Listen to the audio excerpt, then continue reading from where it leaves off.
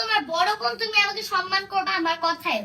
তো আমি সারাটা দিন শুধু পড়ি, রাত নাই দিন নাই আমি শুধু পড়ি, অনেক পড়ি, তাই আমি এক্সামে যাই ভালো করি, তাই কষ্ট করলে কেষ্ট মিলে। তুমি যে সারাটা দিন এই যে টিভি দেখো, মোবাইল দেখো, ট্যাব দেখো, এটা কিন্তু তোমাকে কিছুই করতে দিচ্ছে না।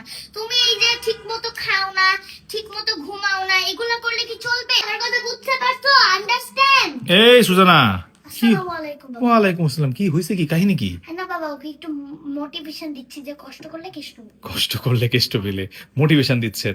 আর এদিকে আমি তোমার মার কাছে শুনলাম যে আজকে নাকি সারাদিনও তুমি পড়তে বসো নাই।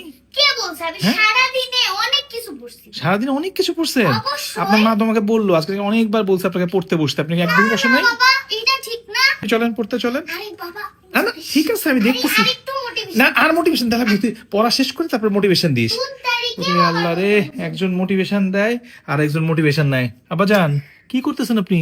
এটা এটা কি? চামচ। পড়াশোনা করবেন আজকে? হ্যাঁ করবেন? পড়বেন এখন? তো চলেন আপনার কাছ থেকে পেন্সিলটা খাতাটা নিয়ে আসেন, দৌড় দেন দৌড় দেন দৌড় দেন দৌড় দেন, যান, দৌড় দেন।